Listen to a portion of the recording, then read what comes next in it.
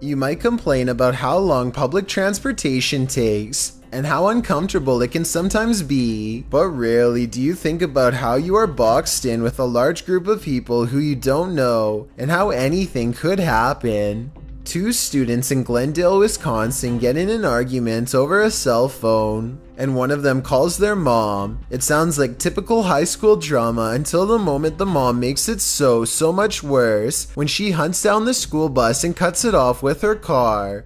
This is super dangerous, and I can't believe a mother would pull a stunt on a school bus full of students, let alone one with her own kin on it. I'm glad the bus has really good brakes and stops in time, because everyone knows they don't have seatbelts. This could have been really bad. Called her mom, who soon caught up with the bus. But this mom isn't done. She pulls on the door 3 times before pounding it with a hammer. She clearly isn't thinking straight. The bus driver is aware that this is a student's mother, but she sure isn't going to open the door. She calls the police instead, which is what I would have done, and then she drives away from the situation because it's too dangerous, which is the right choice in my opinion. Only when the daughter starts going after the bus driver with a broom does the driver pull over and let her off. She could have driven to a police station, but she wanted to keep her other students safe and get the problem passenger out of here. The behavior of this Wisconsin mom goes way too far, and her daughter's outburst isn't much better.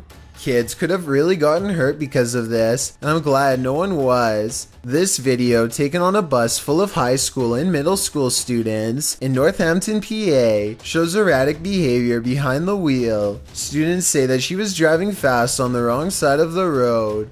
The video doesn't show if she was in her lane or not, but if the whole bus says it happened, then it's probably true.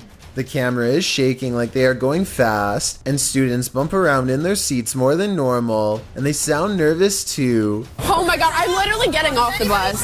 Call the school. I'm like, this is not even funny. Nobody is screaming or anything like that, but they are worried enough to demand to be let off, which would be pretty scary. Pull over! You know the fear is real if students were willing to get home from school later than normal, and not a single person wants to remain on the bus when given the option. One girl even votes twice.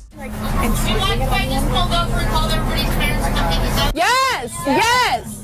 Instead of calling their parents like she said, the bus driver just dumps them at a gas station and walks off. Her balance looks normal, but I think she might be on something. The situation is so absurd that some people will think it's funny, but there would have been nothing funny about a flipped over school bus if she had kept driving that way. She faces up to 12 years behind bars, and as of this video, she has yet to be sentenced. What do you think should happen to her based on this display? Finally, a bus driver tells these students in Graham, Washington that they are safe to start a fresh day of school, and they run with excitement. A white SUV ignores the flashing bus lights. When you look from a different perspective, you can see how close they were to those poor kids. It was inches away. So I guess my point is feeling safe on a bus is a big mistake. A man enters a restaurant in Split, Croatia, and helps himself not only to a chair, but to a customer's belongings as well. First, he enters loudly enough to make 2 women turn around and take notice. He was probably on a fake phone call and tried to play it cool but fails miserably. He pretends to hang his jacket up on the chair and stretches out to try and swipe this black backpack. It doesn't work, and so, undeterred, he tries again. This time as one of the family members gets up, and he's about as close as he can be to getting caught here at 41 seconds, and so he knocks it to the floor while the older man is busy swapping out a more comfortable chair, covers it with his jacket, picks it up, and dips. They must have thought the odd fellow simply changed his mind about eating here. Only later did they realize he had gotten away with one of their travel documents. Obviously, this man has practiced this technique many times before, and probably targeted them because they looked like a tourist family.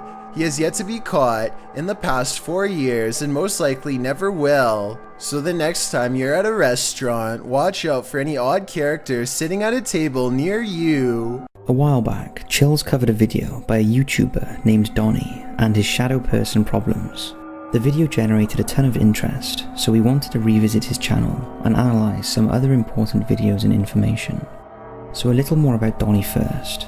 He is an expert ghost hunter who travels all over North America capturing electronic voice phenomena, or EVPs for short, aka the speech patterns of a spirit. His speciality is, get this, angry poltergeist activity.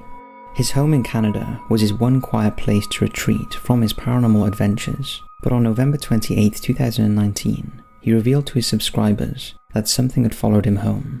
He first noticed its presence 3 weeks prior, but this was the first day he got strong paranormal evidence on camera. Nobody else is in the house, and he was just in his room, but somehow this happens. What the? Skeptics will say that he moved the light himself before recording, and I agree this could be true, but that's not where it ends. His dog Terry is standing on alert, as if someone is at the door. Who's here?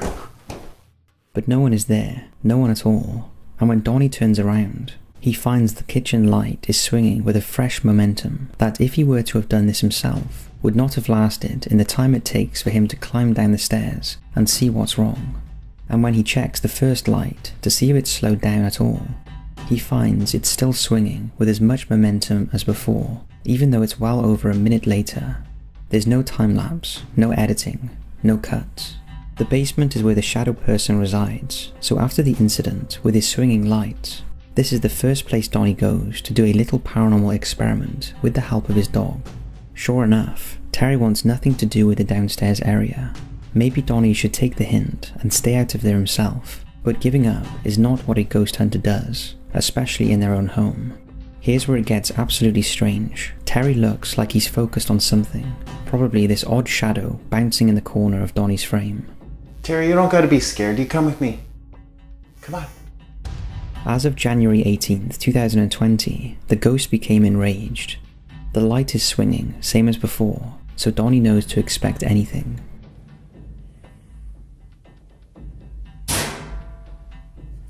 I agree, this sounded like a washing machine lid, and I was thinking it could have been the automatic unlocking system until I heard these follow-up noises.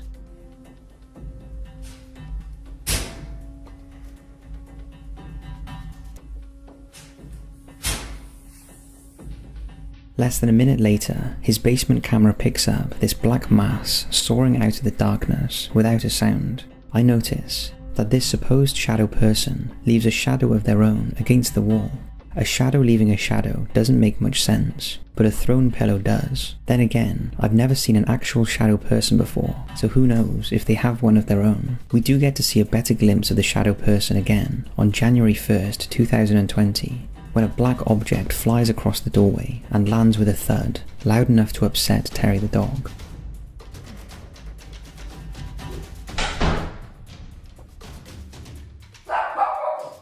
Donnie points out that the shadow has a shadow of its own, and therefore carries physical weight. I see what he means, but at the same time, something's kind of weird about this video. I mean, when you play it in reverse, doesn't it just look like he's throwing a black shirt? But when you pause at 24 seconds, it actually does totally look like a face is looking around the corner, brow, nose, and chin. So you know what? I take back everything I just said. This is almost definitely real, and I think it's best if we just stop talking about it, because I actually might have just creeped myself out.